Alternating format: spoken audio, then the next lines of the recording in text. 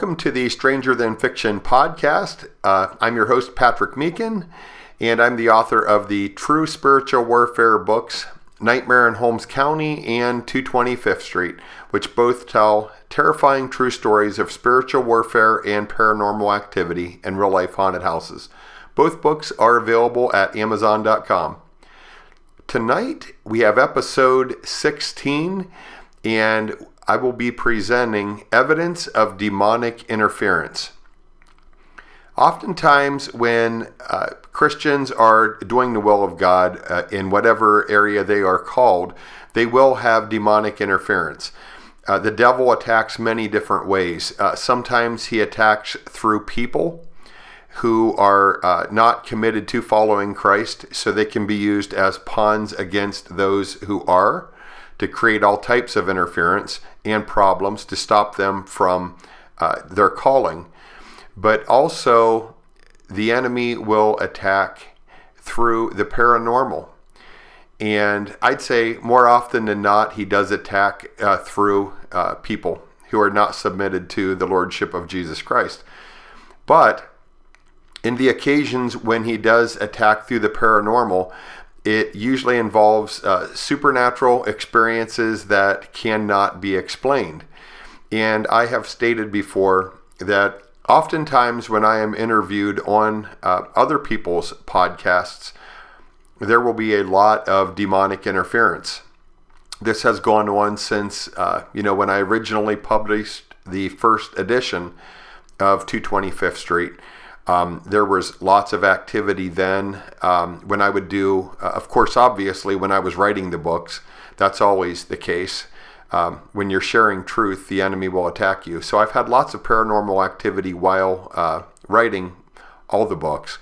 But also when doing interviews about the books, it's always been something that has been occurring. Back when the first edition of 225th Street came out in 2011, pretty much immediately when I started doing interviews, there would be strange occurrences. One that often comes to mind to me that really stands out was I did an interview on a program that a friend of mine hosted. My friend's name is Will Zariski. Yeah, he is a private investigator. And he used to do in those days, what was called a blog talk show that was called The Informant. And he talked to me and interviewed me about spiritual warfare in my book, 225th Street. And we kind of established a friendship after that. And we spoke pretty in depth about spiritual warfare after the interview.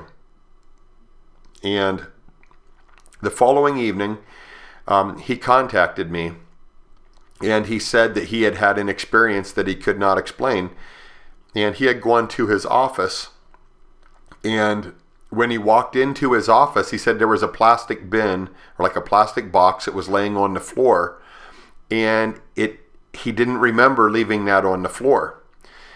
And he said as he entered the office, that box started moving towards him. It was moving of its own accord, with no explanation for how that was happening. And he said he could hear it like a strange noise that almost sounded like a snake hissing. And because the previous night we had discussed spiritual warfare, and, I'd shared a lot with him about what I had learned from living in 225th Street and Nightmare in Holmes County, he immediately began rebuking what was there in Jesus' name. And it all stopped. And he contacted me immediately to share that story with me. And that's always stuck with me. And there was another incident. I was on a late night podcast. In those days, it was called a blog talk show. And it was a fairly long interview. And we took a break partway through the interview.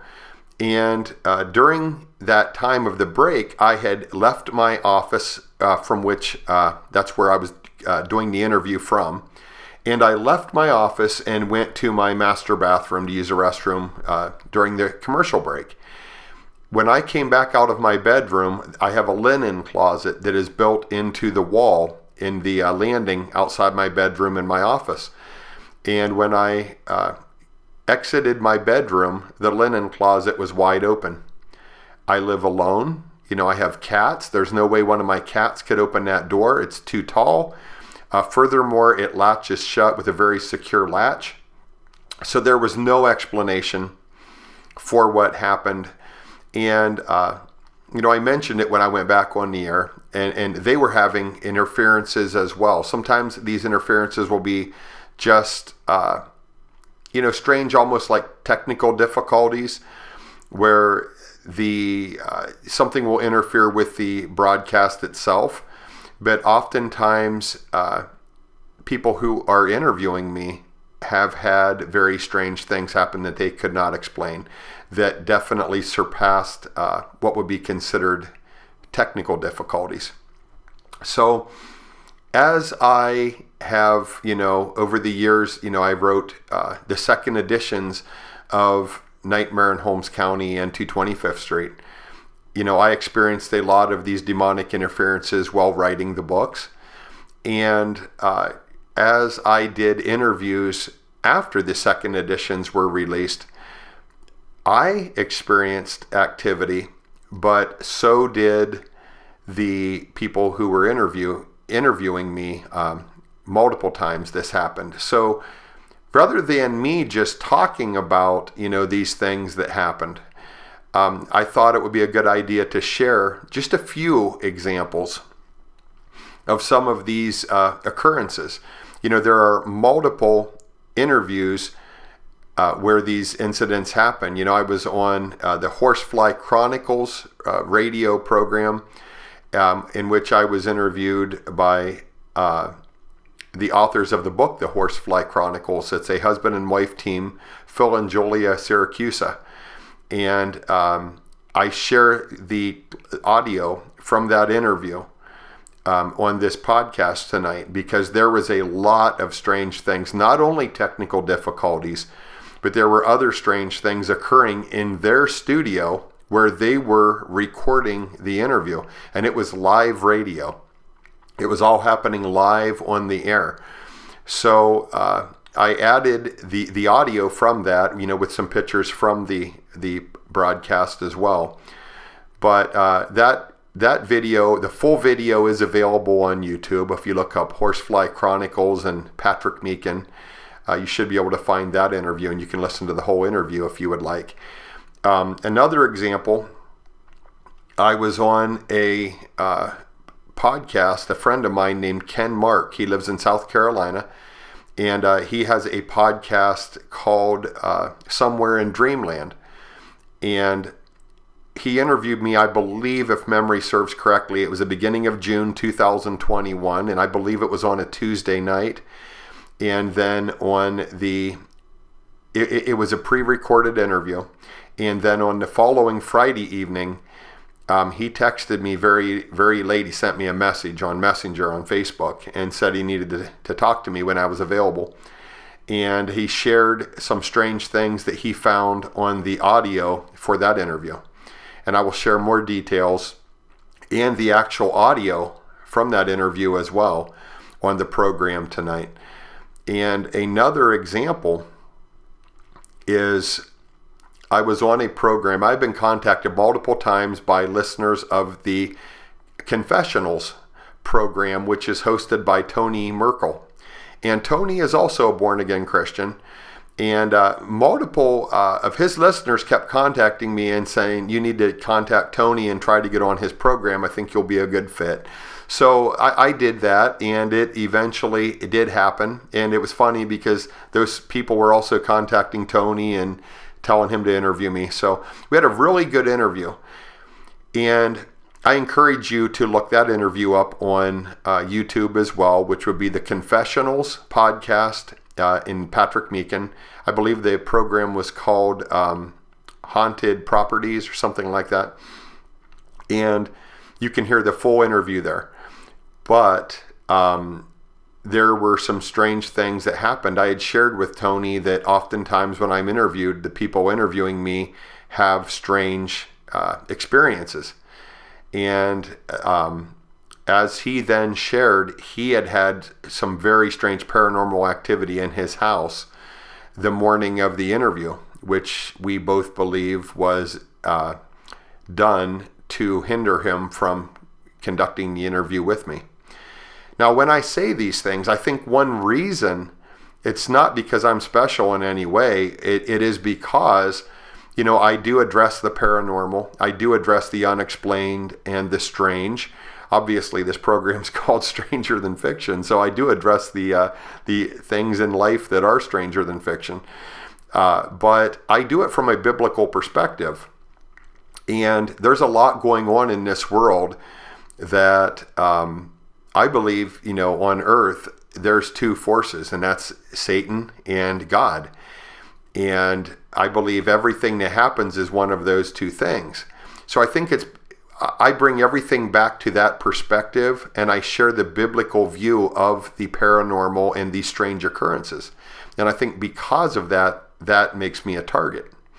But you will hear some of these interviews and then also multiple incidents that occurred on the Paranormal Roundtable when I was interviewed by Josh Turner, also in 2022. And I will share those examples, including an EVP that occurred when I was speaking of the spirit of Jezebel. But I'll let you take a listen for yourself.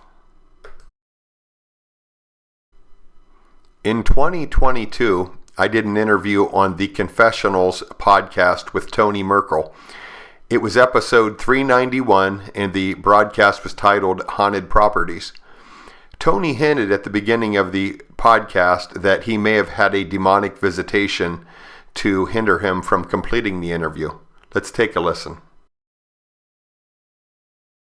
Now this week we have Patrick coming on the show, and Patrick has had some very bizarre, very interesting paranormal hauntings in his life that's kind of tied together. Patrick has been on other people's podcasts, and he told me that whenever he does an interview, a lot of times the host of that show will experience something paranormal leading into the interview or after the interview. And when he said that, I was like, well, you can add me to the list. You're going to hear about it all on this episode because some bizarre thing, well, I should say a bizarre thing happened to me and my wife the day of this interview. Later in the broadcast, Tony shared the details of his experience, and it certainly seems as if there was some type of demonic interference trying to stop the interview.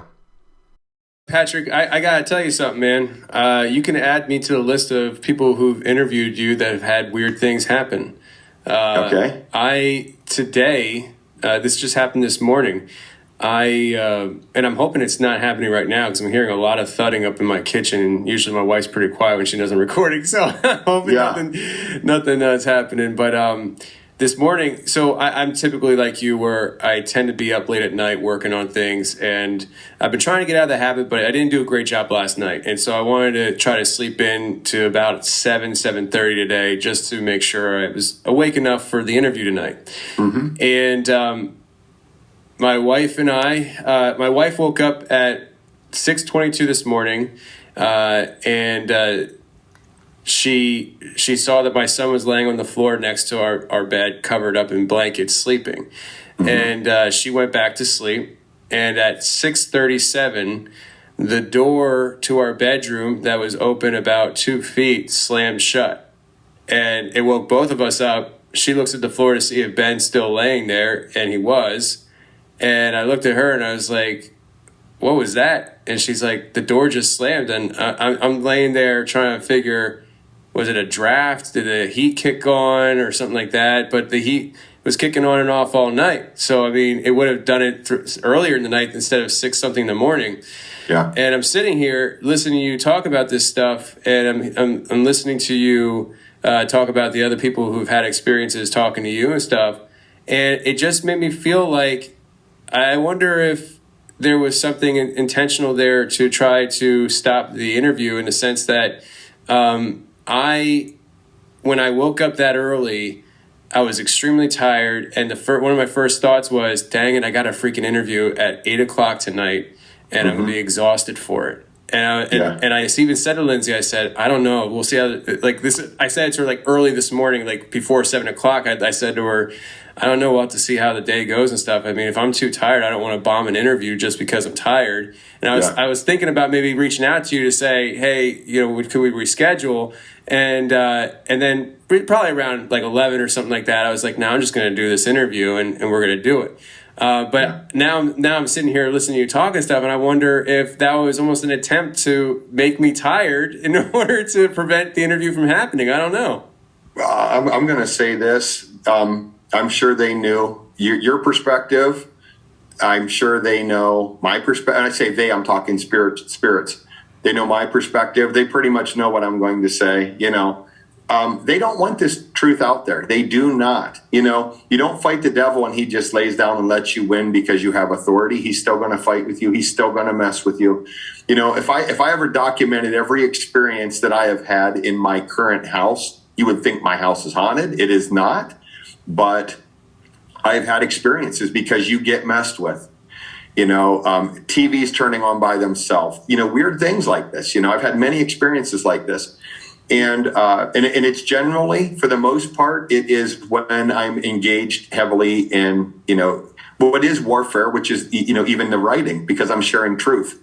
I want to bring a point up that you just mentioned because I have had some things happen in my house over the years. Nothing too major or anything like that. I wouldn't say like I wind up walking up the wall backwards on my fingers and toes, but like I've had things happen, and I've always said to people in the audience, and I've said to my wife, I don't think my house is haunted.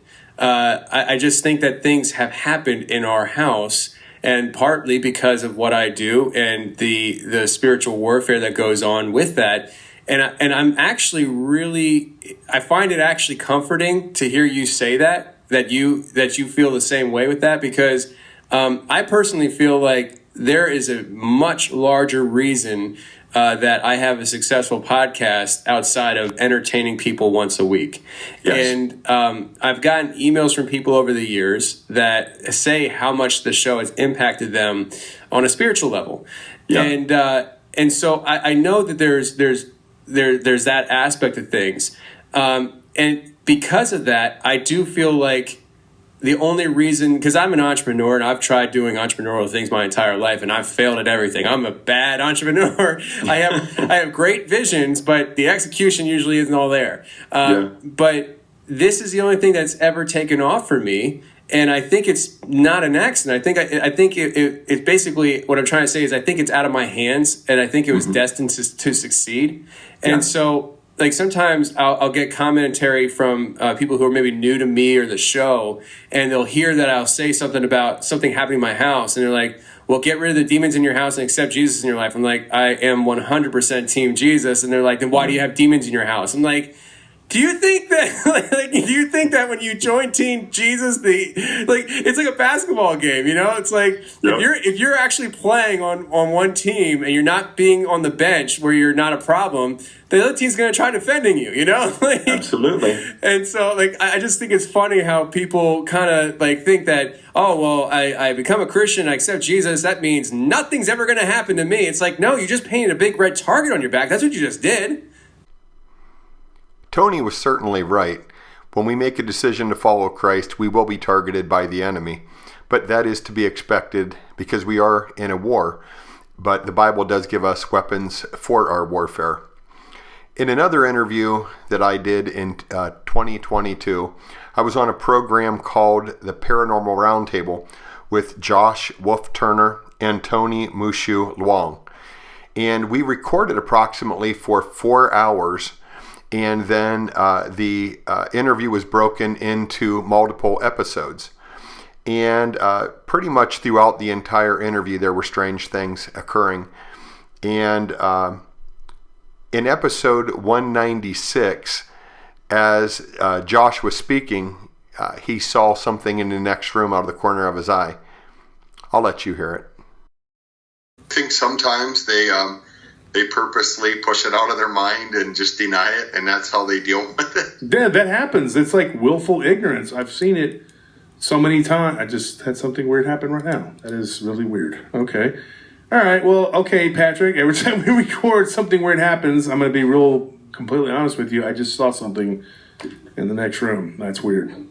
Yeah, I was on Horsefly Chronicles. Oh my gosh. I was interviewed by them, and they had all kinds of stuff. A light bulb blew out and then came back on.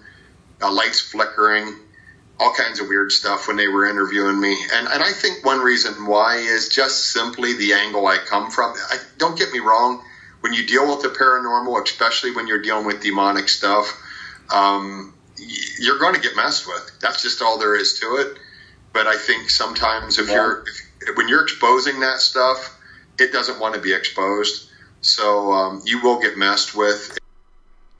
We discussed that I often have strange occurrences when I do interviews and speak of exorcism and deliverance ministry.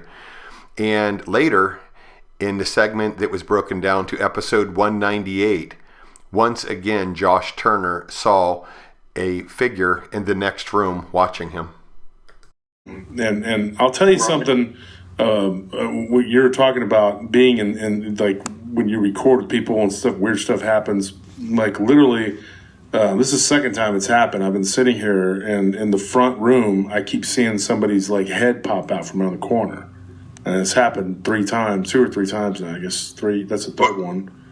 Can you tell like what color it is? But it's black. That's not good.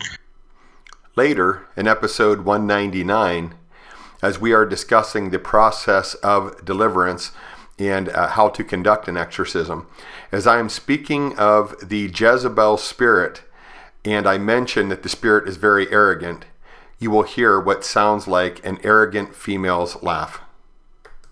I got a question for you, Patrick.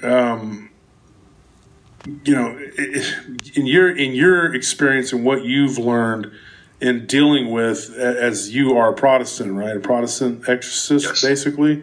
Yes. Yes, and when you have demanded of an evil entity or spirit, do you ask them to say their name, right? That's how you have to get control of the situation. Yeah, basically, here's what I'm looking for. I'm looking for who they are, what legal right they have to be there, what gave them a legal right to be there, and then who they are, and then you're going to basically undo that. Which one way of doing that is making them renounce their own legal right to being there, because then they're confessing their own doom, basically, But those are the main things. Yeah, I want to know who they are because I think, number one, when okay, I'll give you an example. If you know the demon's name. Now, a lot of times if I'm dealing with a Jezebel spirit, when that thing comes up, I don't even need to, I'll confirm, but I know it. I know its attitude. I know the way it comes across. Very, very arrogant. And I know that one, but I'll still confirm that that's what it is. But okay. And I know that one, but I'll still confirm that that's what it is. But okay. Let's isolate it. If you listen closely, you'll hear a female laugh right as I start to speak. I know. In June of 2021, I was interviewed by Ken Mark for the Somewhere in Dreamland podcast. And this interview became episode 9. It was called The Cursed on the Somewhere in Dreamland podcast. And Ken recorded all the audio on 2 separate tracks. So all of my audio was on one track isolated from his.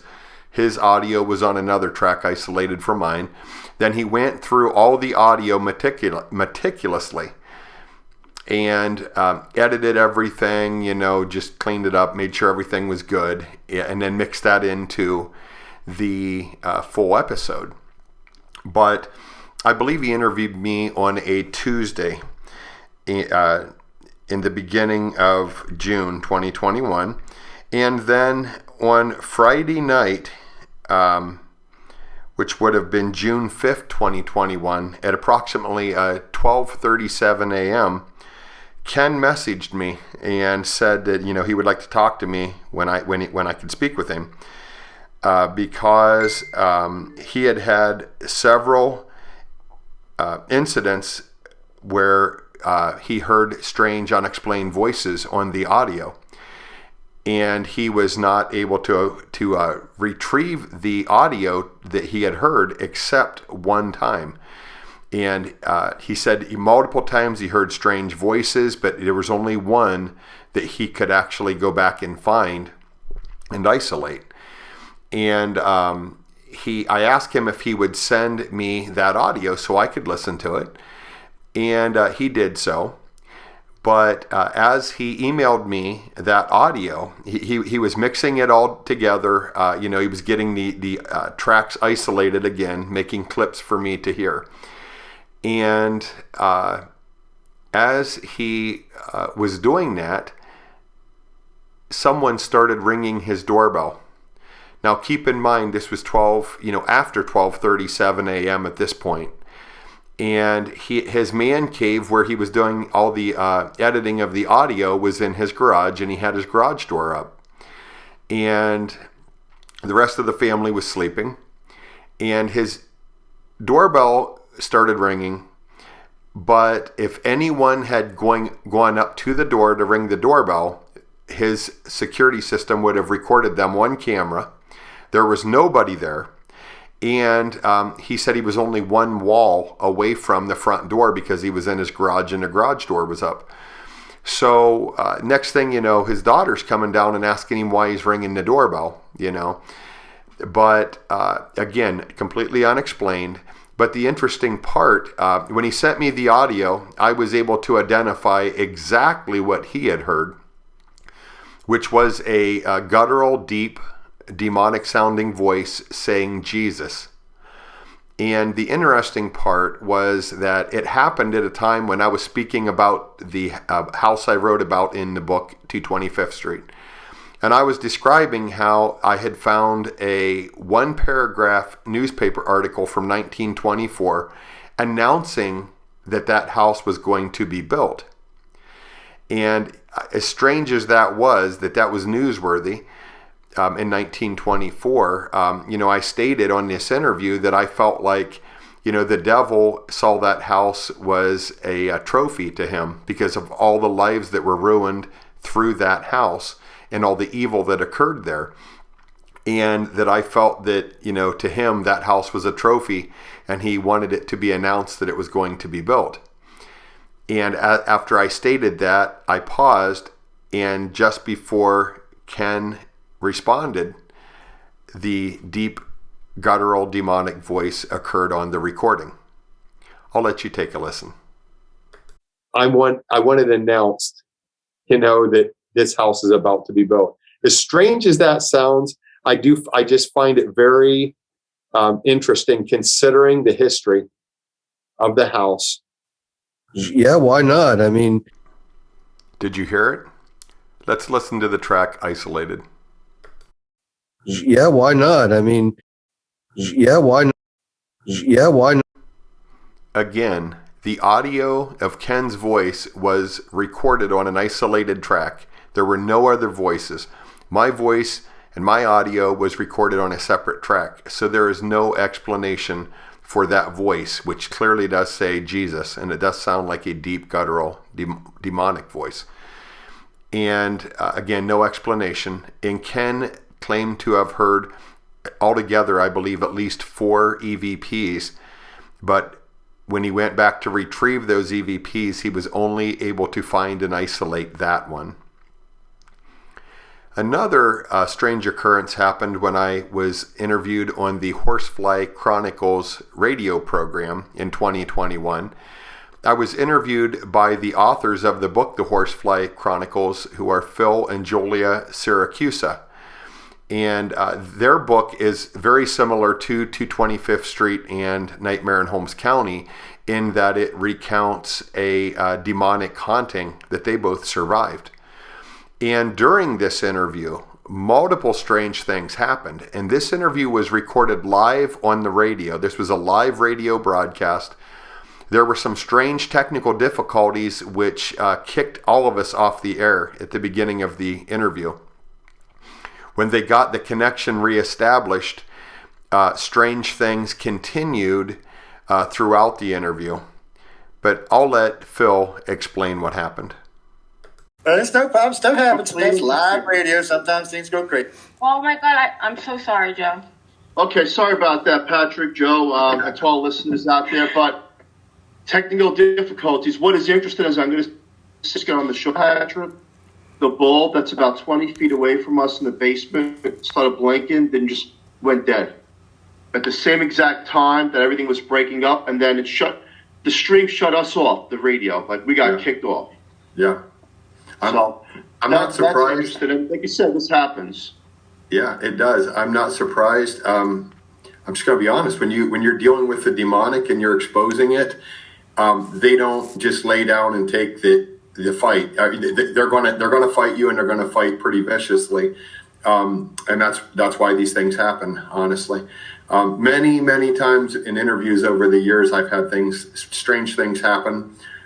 Even things happen to the people who interviewed me after they interviewed me, so it happens. It kind of goes with the territory. Yeah. I was kind of can you hear me okay now? Yeah, you sound good. Better now. Okay.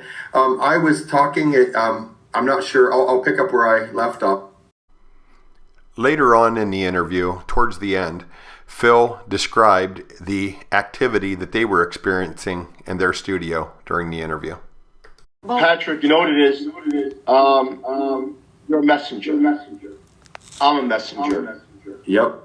So basically, whatever you believe, I believe in God, and God left it up to you to say, hey, you're fighting the battle, and you're teaching people as well how to get through it with the sword of the good, the bad, the evil, and the truth that it does exist. And I will say this to the listener out there. Now, I never talked to Patrick ever before. Since we've been doing the show for the last hour, the bulb across from us that I mentioned popped, and then it relit, and it's on and off again during this show, which I'm finding to be very interesting. So to me, that's an acknowledgement of what you're saying. This spirit, whatever it is acknowledging what you're talking about. That's why I asked you, how is your life now? Do these things ever leave? You know what? I don't know. I'm not sure. Quite frankly, there's that big question mark. You look good. You're telling your story good. Thank you. We're relating to your experiences because we've dealt with some of the stuff you're talking about. Yeah. But I like the way you're presenting it and putting it out there and teaching the world. And I would say to you, keep doing what you're doing. Yes. Keep getting your story and your message out there because you're a messenger. And people need to know that no matter what the battle is, there's light at the end of this storm. And I'll go through it, even up to the day that I'm ready to cross over and my Creator accepts me for who I am. I've taught the world the lessons I've learned. That's right. And to the listener out there, there's good, there's evil, positive, negative, there's the bad, there's the ugly. And it's people like Patrick who is brave enough to share the story of what he's dealt with. A lot of people, they put this behind the corners and they're afraid to share it, but we appreciate what you're doing.